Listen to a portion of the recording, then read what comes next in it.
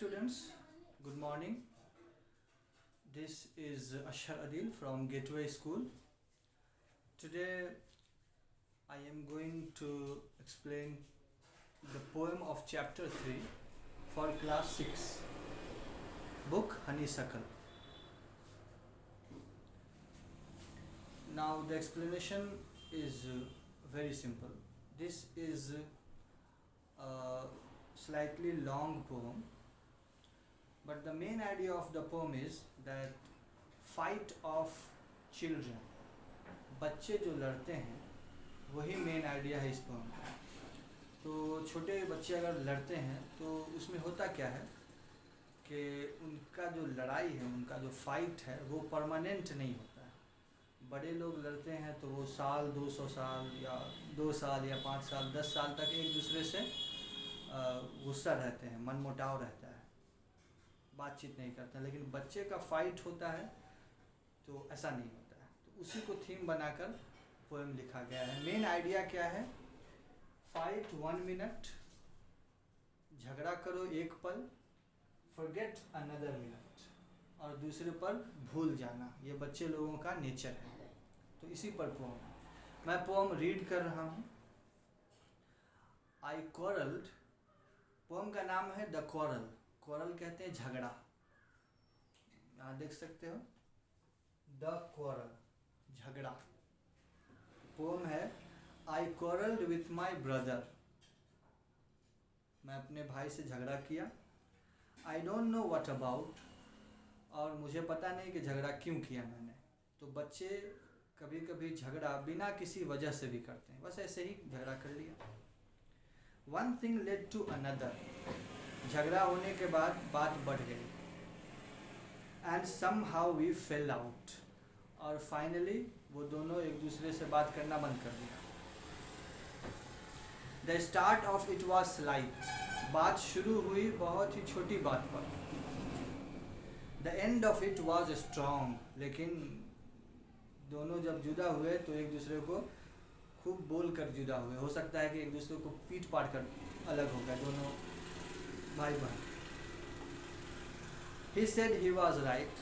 झगड़ा जब हुआ तो वो कह रहा था कि वो सही है. I knew he was wrong. और मैं ये कह रहा था या कह रही थी कि वो गलत है, मैं सही हूँ. तो ये पहला स्टैंजा है. इसमें आइडिया क्या है कि झगड़ा हुआ, छोटी बात पर बात बढ़ गई, दोनों अलग हो गए. एक कह रहा है मैं सही हूँ, दूसरा कह रहा है मैं सही हूँ. ये झगड़ा हो गया. अब देखो बड़े लोगों में अगर ये झगड़ा होगा तो क्या होगा? बहुत दिनों तक वो झगड़ा चलेगा. हो सकता है एक दूसरे पे केस भी कर दे, पुलिस आ जाए, मारपीट हो जाए. बच्चे का झगड़ा होगा तो ऐसा नहीं होगा. क्या होगा वो अगला स्टैंजा में है. He hated we hated one another. अब हम दोनों में झगड़ा हो गया तो एक दूसरे से हम लोग डिसलाइक करने लगे. The afternoon turn black. दोपहर में झगड़ा हुआ, अब शाम होने वाली है. Then suddenly my brother. जैसे ही शाम हुई तो मेरा भाई thumped me on the back. मेरे पीठ पर उसने शाबाशी देते हैं ना, वैसे हाथ रखा उसने. Thumped me on the back. पीठ पर हाथ रखा और बोला ओह कम अलोंग. चलो चलो खेलते हैं, चलो बाहर चलते हैं, चलो मेरे साथ. ऐसा बोला भाई. We can't go on all night. झगड़ा हम लोगों का जो हुआ है तो हम लोग ऐसा नहीं है कि हर वक्त झगड़े ही वाले मूड में रहे. अब हम लोगों का झगड़ा जो है कंटिन्यू नहीं होगा. मतलब कि झगड़ा हो गया हो गया. अब हम लोग इसी तरीके से नहीं रह सकते. We can't go on all night. मतलब जो हम लोगों का दोपहर में झगड़ा हुआ उसी सिचुएशन में, उसी स्टेट में हम लोग शाम में भी नहीं रहेंगे. चलो खेलते हैं, चलो मिल जाते हैं. ये है. I was in the wrong so he was in the right. और जो उसके भाई ने कहा कि चलो खेलते हैं, अब हम लोग झगड़ा ख़त्म करते हैं. और ये भी कहा कि मैं ही गलत था चलो. तो ये उसने कहा मैं ही गलत था.